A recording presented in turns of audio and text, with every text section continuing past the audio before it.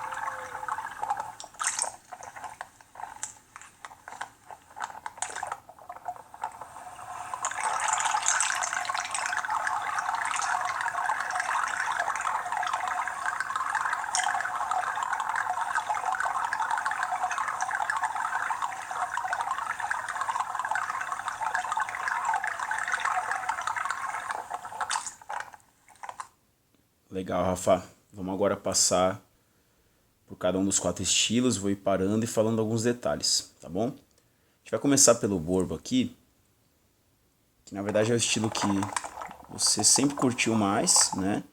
E dá pra ver durante a filmagem que você tem o dom de nadar o borbo, né? Você tem a manha de borboletista mesmo. E isso é muito bacana, né? Porque você curte e você realmente nada muito bem, é algo muito natural pra você. E aí tem dois detalhes que na verdade um tem a ver com o outro, que eu acho que podem ajudar a gente a dar uma refinada nesse borboleta e nadar cada vez melhor. E ainda proteger a questão das dores no ombro, tá bom? Então vamos lá. Empurrar a parede, que tá bem legal, boa posição, tá? E aí é justamente isso que eu quero que você imagine, ó. Aqui você estava ondulando ainda. Então, essa posição do corpo, né? A gente consegue perceber que ela está de uma certa forma bem alinhada, né? Você tem poucos pontos aqui de subida e descida no nado. Está ondulando ainda, o corpo está bem alinhado, né? E essa é a posição que a gente vai buscar mexer o mínimo possível durante o borboleta. Então a gente sempre buscar um borboleta mais plano, né? Em inglês o pessoal costuma falar um borboleta mais flat. Por que mais flat, mais plano?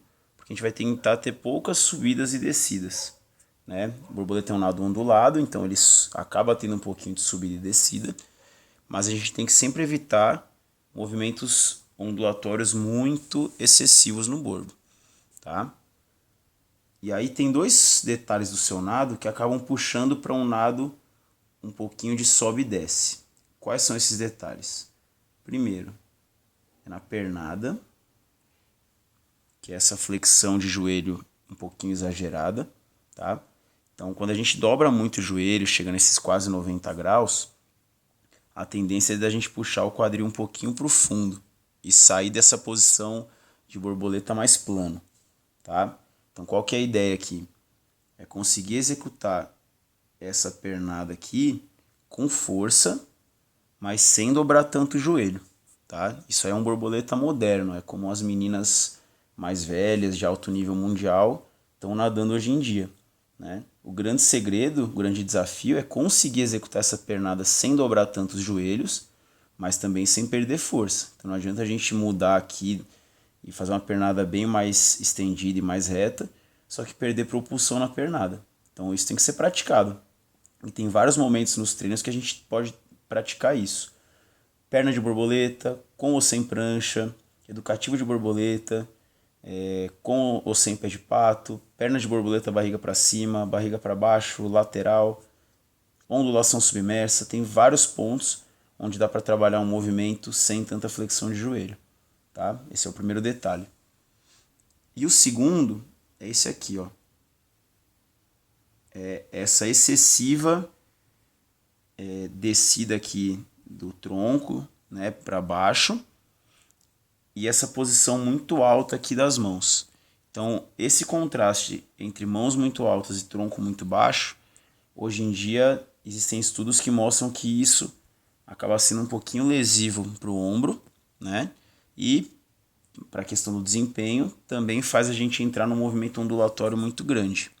Então, qual que seria a ideia aqui? Entrar com as mãos lá na frente e tentar afundar o mínimo possível aqui, tá? Isso vai ser um grande desafio porque você está acostumado a nadar dessa forma, tá? Mas a gente tem que ir aos poucos, na minha opinião, ir migrando para um nado com um pouco dessa profundidade aqui, tá? E aí qual que seria a ideia? Esse movimento de cotovelo alto que você faz está certinho, tá? Só que a ideia é tentar fazer ele sem afundar todo o tronco, tá?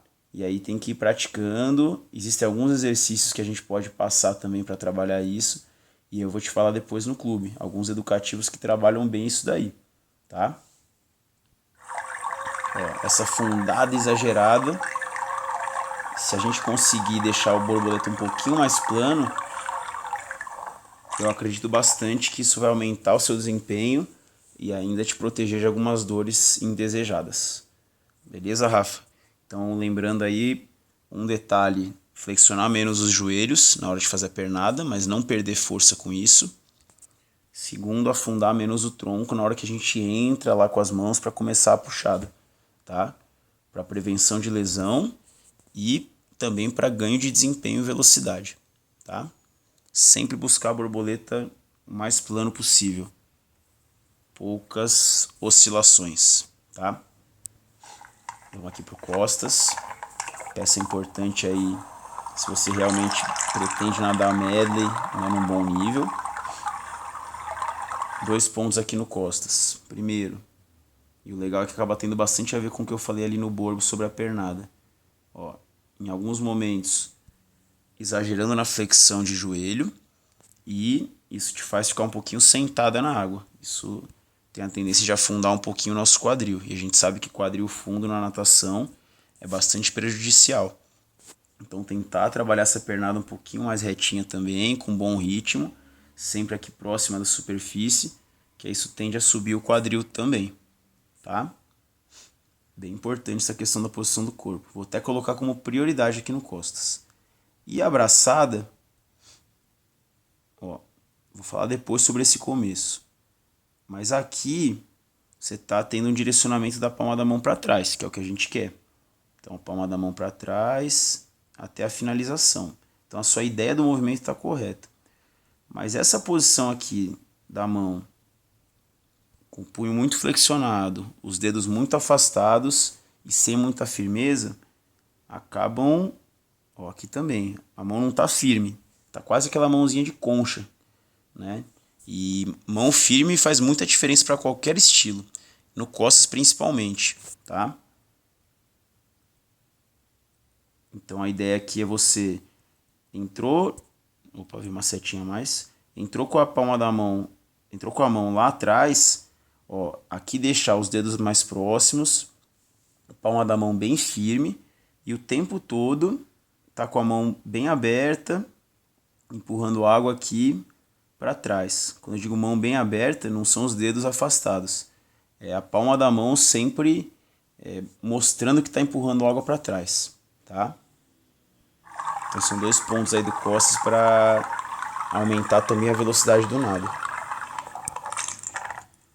Relembrando, detalhe número 1, pernada um pouquinho mais reta, próxima da superfície, garantindo boa posição corporal.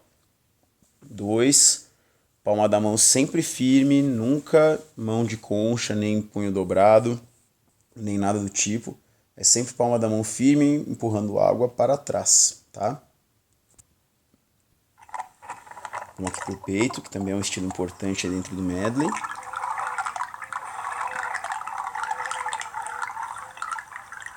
Ó, antes de começar a falar sobre o peito mesmo, só um detalhezinho para você ter cuidado na Filipina. Ter um cuidado de não fazer 2 ondulações, tá? Me parece algo que você não percebe, mas você acaba fazendo um chute bem forte, que é legal, e a sua perna ela acaba balançando para baixo mais uma vez, que acho onde você não percebe. Só que se pega um árbitro um pouquinho mais atento e mais criterioso, ele pode até te desclassificar se ele perceber isso daqui. Então olha só, ondulação, e tá vendo esse segundo movimento para baixo? Então acho que esse movimento você não percebe, mas é o que pode às vezes te atrapalhar em competição, tá? Toma cuidado com isso. Não acostume com esse movimento no treino, senão depois é difícil de tirar. O nado eu gostei, né? Eu até contei se fez o 25 em 10 braçadas, né? Então é um número super ok, até pelo ritmo que você estava nadando aqui. A coordenação do nado tá bem legal, então na hora que tá recuperando a braçada, a perna tá quase toda armada já e chutando lá para trás, tá? Aí eu queria falar de 2 pontos aqui. Primeiro, começou a puxada cotovelo alto, tá legal. E aqui tá conseguindo colocar bastante força e aceleração para dentro com as mãos, tá? Mas queria que você aproximasse também os cotovelos.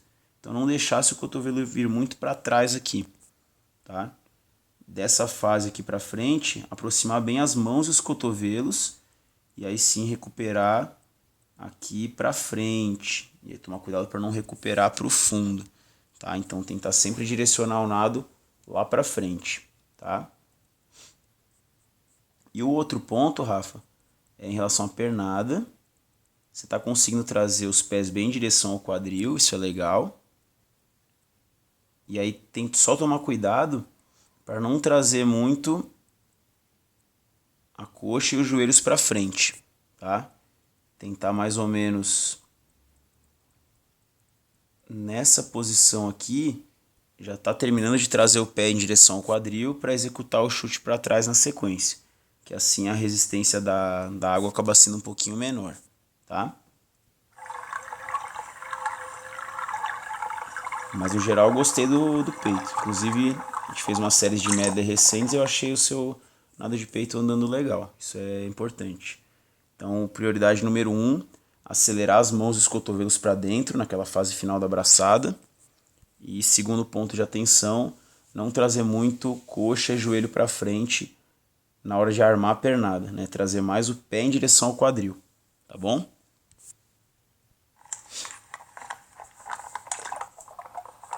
E aqui no crawl,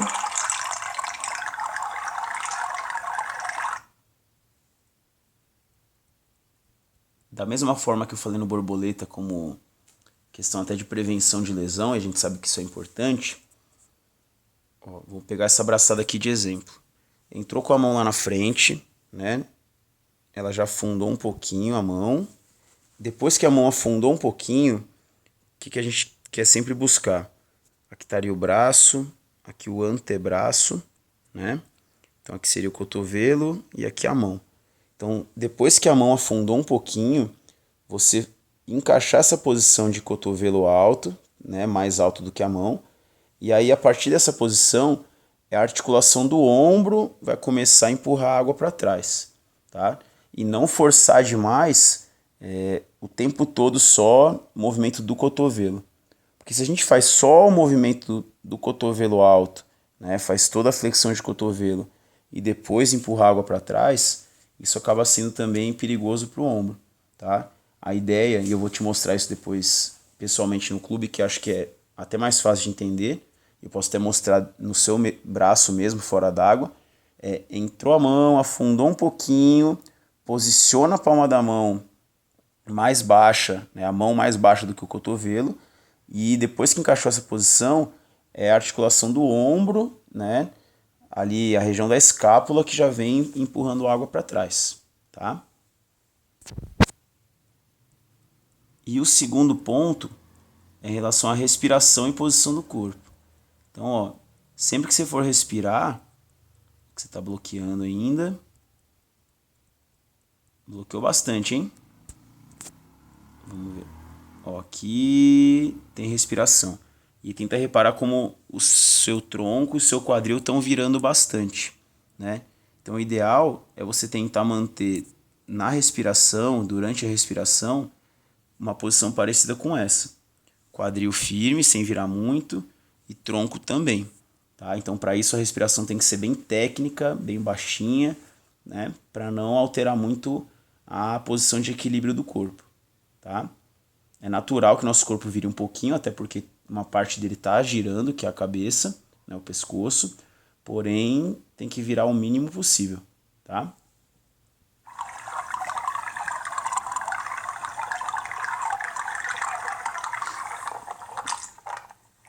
Então aí no crawl, trabalhar esse lance do quadril e do tronco na hora da respiração, de virar pouco, e a gente ficar bem craque nessa posição do cotovelo alto, essa posição inicial, para depois conseguir empurrar bastante água para trás.